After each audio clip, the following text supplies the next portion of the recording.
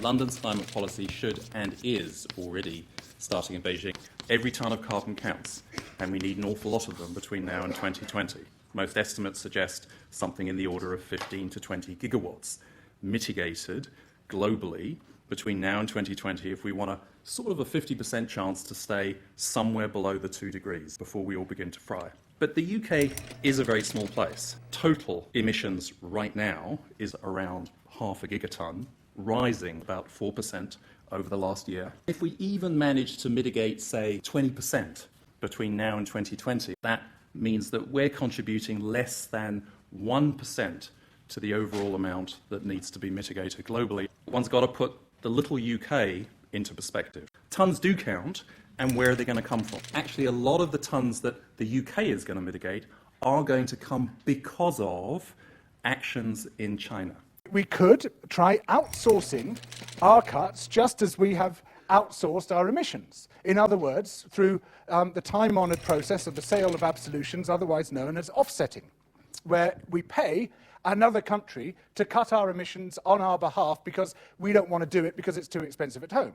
And sure, the economic case looks fairly straightforward. You can make bigger cuts in China for a certain amount of money than you could make in Britain for the same amount of money. Well, that's fine if the only cuts you're trying to make are 5 or 10% of your total emissions. Then it's quite easy to offset. But as soon as you start climbing into the teens and then the tens of percent of your emissions, you run into a few barriers, not least is a barrier of mathematics. I worked out, for instance, that if the developed world tried to cut 50% of its emissions through offsetting, it would require a cut of 125% in the developing world in order to do the offsetting. Now, it is true that at 2% of global emissions, it's not a huge amount of the total global pool. But of course, in terms of actual responsibility, per capita responsibility, that's far more than our fair share. China's emissions currently run from fossil fuels alone, this is at 5.3 tonnes per person per year, ours at 8.5. So for us to turn to China and say, you people should be clearing up your act, while we are doing so little that our emissions are actually rising, well, it's a bit like the Daily Mail's policy on nudity. It, on the left-hand side of its website, fulminates bitterly against the smut on TV, and the right-hand side of the column is entirely composed of young women bursting out of their bikinis. Actually, China's own plans to reduce its carbon emissions domestically in production means that over the next 10 years, it should well be that many of the imports that we continue to import from China will have dramatically less carbon in it. Hey presto, China policy, carbon mitigation outcome in the UK. It isn't simply a question of China getting it right and us taking the advantage of it. We also need to have the right policies, but many of them are not really about climate per se, but are about economics. The question is not so much whether we can teach or influence China. That's actually a fairly absurd idea. The question is more that China's own policies are going to drive carbon mitigation in the UK, as well as, of course, carbon mitigation in many other countries. The only thing we have left, if we were to assume that we have any influence over Beijing whatsoever, would be persuasion.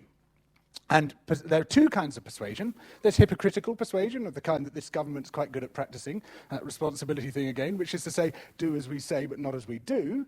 And there is persuasive persuasion to say, we are doing it, you can do it too. What has completely scuppered the climate talks, both at Copenhagen and at Cancun, has been this perfect circle of finger-pointing where everybody is trying to unload the responsibility onto everybody else by saying, you're the ones who's got to make the cuts, we're not going to do it. And this carbon nationalism, which has completely jiggered any attempts to have a replacement for Kyoto, let alone an agreement which brings in all the nations of the world. It's not until somebody breaks that perfect circle of finger-pointing by saying, okay, we accept the pressing need for overall cuts in our greenhouse gas emissions, and we are going to demonstrate our acceptance of that by making major real cuts of our own. That's the only thing which is going to break that logjam at the international climate talks and encourage other countries to do the same. What we're talking about here is leadership and responsibility, two things which are manifestly lacking when it comes to climate change policy in the UK, or indeed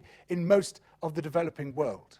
And what that requires, ladies and gentlemen, is that London's policy on climate change begins and ends in London. Thank you very much.